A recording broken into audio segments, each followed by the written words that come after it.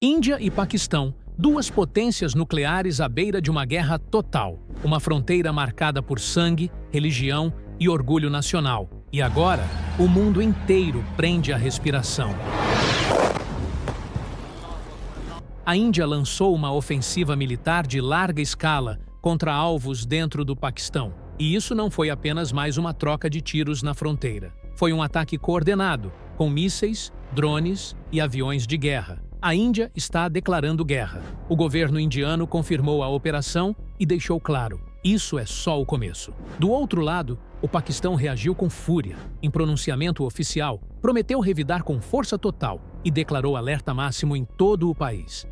One Su-30 and one MiG-29 have been shot. Aeronaves foram abatidas, cidades evacuadas e as tropas já estão em posição. O mundo assiste, atônito, ao que pode ser o maior conflito do sul da Ásia neste século, entre duas potências nucleares que já não escondem mais suas intenções. Mas como diabos tudo chegou a esse ponto? É o que vamos te mostrar hoje. Russian invasion of Ukraine. Sejam bem-vindos ao Agenda Militar. Tudo começou aqui, com a Inglaterra. No século XV, as potências europeias começaram a explorar o mundo. Os portugueses foram os primeiros a chegar à Índia, em 1498, 2 anos antes da descoberta do Brasil, para negociar especiarias. Logo depois, os ingleses também começaram a fazer comércio lá. No século XV, a Índia não era governada por uma única autoridade central, mas sim por diversos reinos e impérios que controlavam diferentes partes do subcontinente. Os ingleses usaram o imperialismo para unificar a Índia. Em 1600, os ingleses criaram uma companhia chamada Companhia das Índias Orientais para controlar o comércio com a Índia. A empresa controlava o comércio de especiarias, tecidos, chá, algodão e outros produtos valiosos da Índia e da região. A companhia tinha seu próprio exército para proteger suas rotas comerciais e defender seus interesses. Muitas vezes, ela usava a força para conquistar territórios na Índia. Ela também cobrava impostos e controlava a produção agrícola em várias áreas, explorando a economia local da Índia. A Companhia das Índias Orientais ficou muito poderosa e governava a Índia em nome da Inglaterra. Com o tempo, a Companhia das Índias Orientais se tornou tão poderosa que passou a governar quase toda a Índia. E isso incluía a região que hoje é o Paquistão, onde vive uma população majoritariamente muçulmana. Em 1857, houve uma grande revolta contra os britânicos, conhecida como a Revolta dos Cipais. Foi um grande levante contra o domínio britânico na Índia, iniciado pelos soldados indianos Cipais, da Companhia das Índias Orientais. Os britânicos venceram a revolta. E depois disso, a Inglaterra decidiu assumir diretamente o controle da Índia, e a Índia Britânica foi criada. A Índia Britânica foi governada diretamente pela Inglaterra até 1947. Durante o domínio britânico sobre a Índia, aproximadamente de 1858 a 1947, a Inglaterra impôs uma série de políticas que afetaram profundamente a sociedade, a economia e a cultura do subcontinente indiano. Os britânicos impuseram impostos elevados sobre os camponeses, o que levou a grandes dificuldades econômicas para os trabalhadores rurais. O governo britânico controlava o comércio. A Índia era usada para extrair recursos naturais, como algodão e minerais, que eram enviados para a Grã-Bretanha, enquanto a construção de ferrovias era feita principalmente para facilitar a extração e o transporte desses recursos. Os indianos eram excluídos do controle do comércio e da economia da própria região. Quando havia revolta por parte dos indianos, os britânicos usavam a repressão militar brutal, que foi responsável por muitos massacres, como o de Jallianwala Bagh em 1919, onde tropas britânicas, sob o comando do General Dyer, abriram fogo contra uma multidão pacífica de indianos desarmados que se reuniam no Jallianwala Bagh, um parque público. O tiroteio resultou na morte de centenas de pessoas e no ferimento de mais de 1.200, tornando-se um evento marcante na história da luta pela independência indiana. Com o tempo, as condições de vida difíceis e a exploração geraram um forte movimento de independência. No século XX, após anos de sofrimento na mão dos ingleses, os indianos começaram a lutar por sua independência. Mahatma Gandhi foi um dos grandes líderes desse movimento, com sua filosofia de não violência e desobediência civil. Ele organizou várias campanhas de protesto, como o Movimento de Não Cooperação, 1920 a 1922, e a Marcha do Sal. Mahatma Gandhi acreditava que a verdade e a não violência eram os caminhos mais poderosos para alcançar a justiça,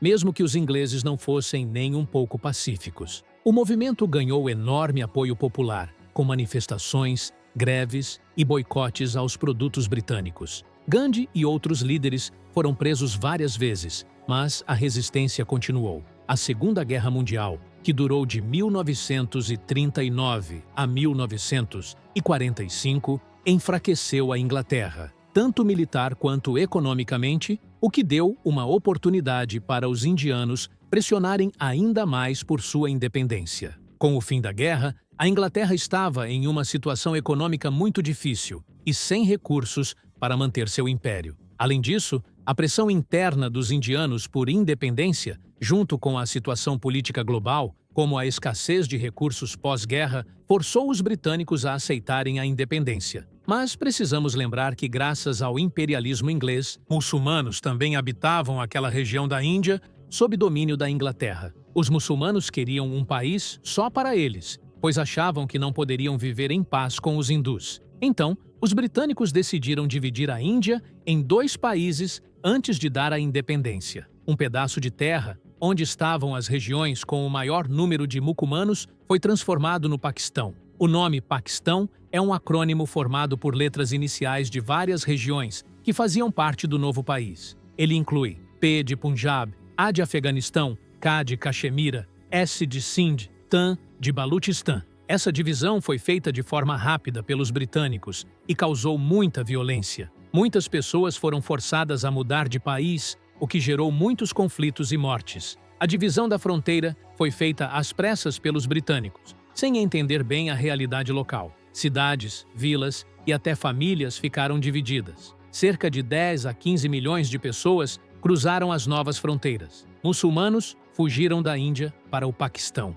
Hindus e Sikhs fugiram do Paquistão para a Índia. A separação despertou o ódio entre comunidades. Muitos grupos radicais começaram a atacar quem era de outra religião. Isso gerou massacres e vinganças. Cerca de 1 milhão de pessoas morreram em massacres, enquanto os ingleses meteram o pé para a Inglaterra, deixando Índia e Paquistão separados, com rancor e conflitos que duram até hoje. Logo após a partição e a onda de violência desenfreada, começou o primeiro grande conflito entre os 2 países. A disputa era pela região da Caxemira, que tinha maioria muçulmana, mas era governada por um príncipe hindu. O Paquistão queria anexar a Caxemira, enquanto o governante hindu local preferiu se unir à Índia. Milicianos apoiados pelo Paquistão invadiram a Caxemira e o príncipe pediu ajuda à Índia, assinando um acordo de união. A Índia enviou tropas e começou a guerra. O conflito durou até o início de 1949,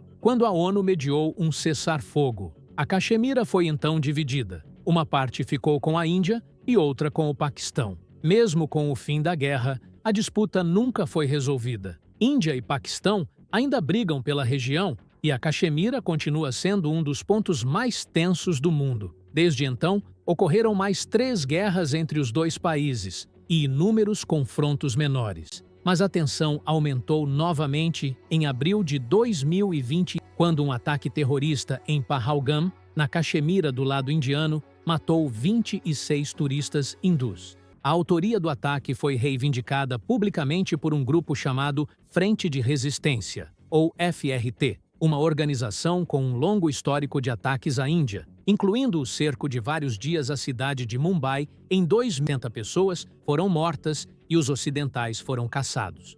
O objetivo principal da Frente de Resistência é romper o controle da Índia sobre a Caxemira, permitindo assim que ela seja anexada pelo Paquistão. Assim que a notícia do massacre começou a se espalhar pelo mundo, ficou claro que as implicações geopolíticas poderiam ser significativas. A Índia imediatamente acusou o Paquistão de estar por trás do ataque, citando evidências digitais e interceptações de inteligência que que implicavam agentes paquistaneses em um papel coadjuvante. A Índia ainda não apresentou evidências conclusivas para o mundo ver, mas isso não impediu a Índia de lançar a primeira rodada de medidas de represália contra o Paquistão, incluindo o fechamento da principal passagem de fronteira que liga a Índia ao Paquistão, a expulsão de diplomatas paquistaneses, a proibição de viagens de todos os cidadãos paquistaneses à Índia e uma ordem para que portadores de visto paquistanês deixem a Índia imediatamente. A Índia rebaixou formalmente seus laços com o Paquistão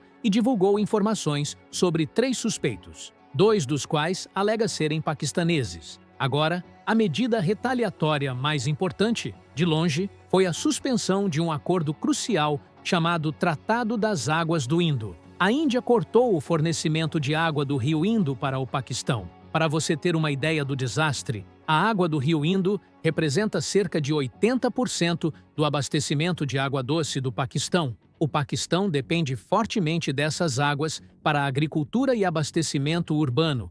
É importante ressaltar que a água do rio Indo e de outras fontes hídricas governadas flui da Índia para o Paquistão, dando à Índia uma vantagem prática sobre os rios. O Paquistão, há muito tempo, considera a potencial suspensão da água uma grande ameaça à segurança nacional, tanto porque a Índia poderia reter água do Paquistão e causar secas devastadoras, quanto porque poderia liberar a água em grandes quantidades, causando inundações que se propagariam rio abaixo. 80% das fazendas no Paquistão dependem de águas regidas pelo rio, e o país já sofreu anos consecutivos de seca. O Paquistão lançou sua própria série de retaliações em pouco tempo, fechando seu espaço aéreo para a Indian Airlines e condenando veementemente a decisão da Índia de suspender a água. E suspendeu todo o comércio com a Índia. E para piorar ainda mais as coisas, o Paquistão prometeu considerar qualquer tentativa de interromper ou desviar a água alocada ao Paquistão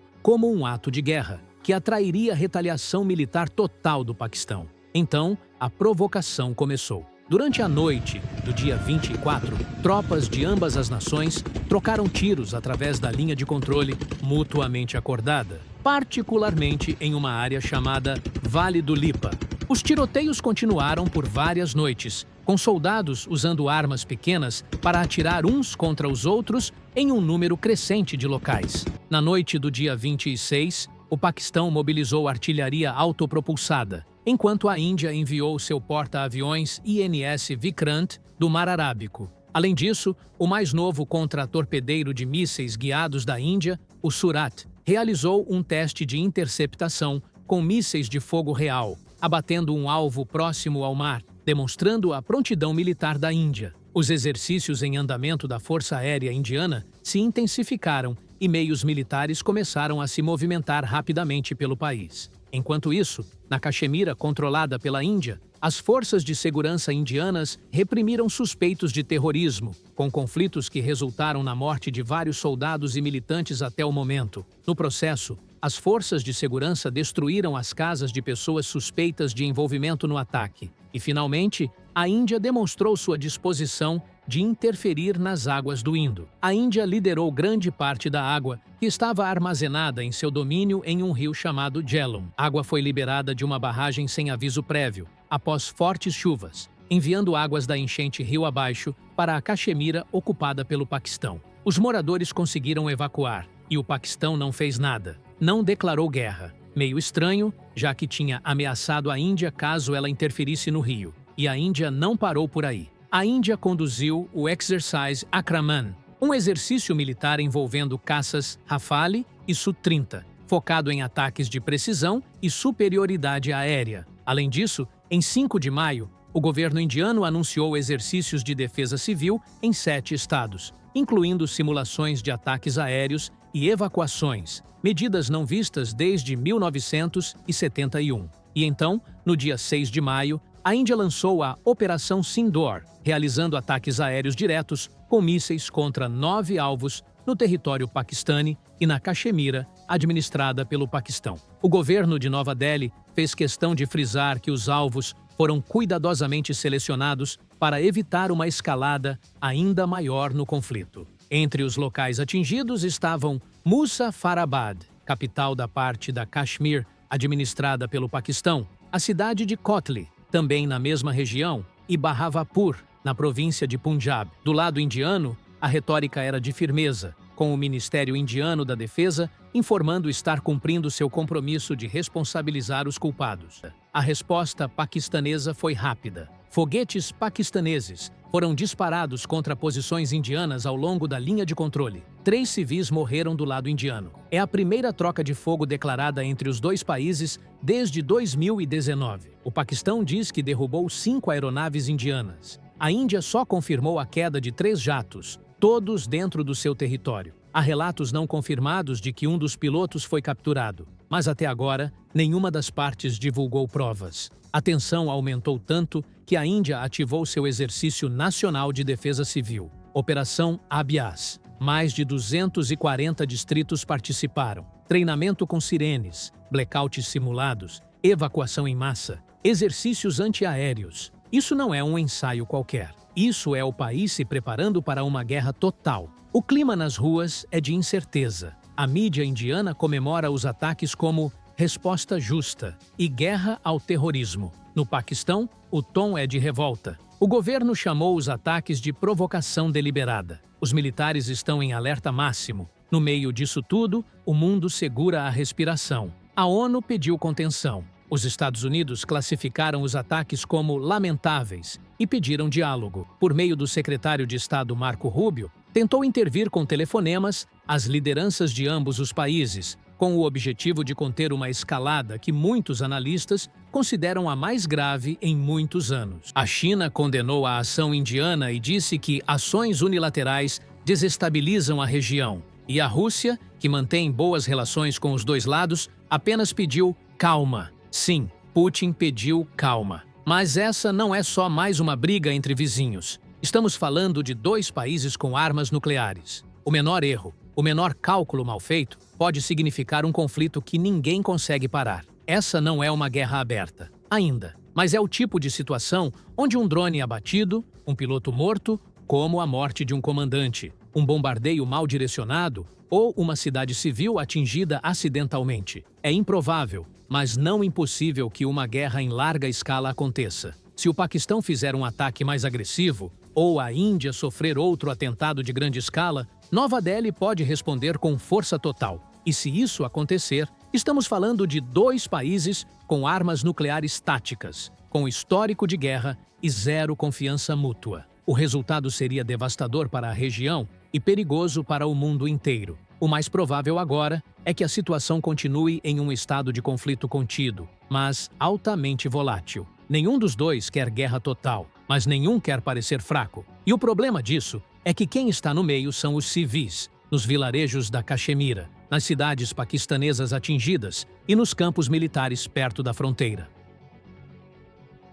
Então, meus amigos, gostaram de fazer essa viagem profunda sobre a história da Índia e do Paquistão? Bem, não somos um mero canal de notícias. Aqui nós nos aprofundamos nas análises e fazemos questão de te contar a história completa. Então, se você gostou desse vídeo, peço que clique no botão de gostei, se inscreva no canal para apoiar nosso trabalho. E se você deseja saber sobre a sangrenta história comunista da China, clique no vídeo que está aparecendo em sua tela. Espero te ver lá. Até mais e um abraço.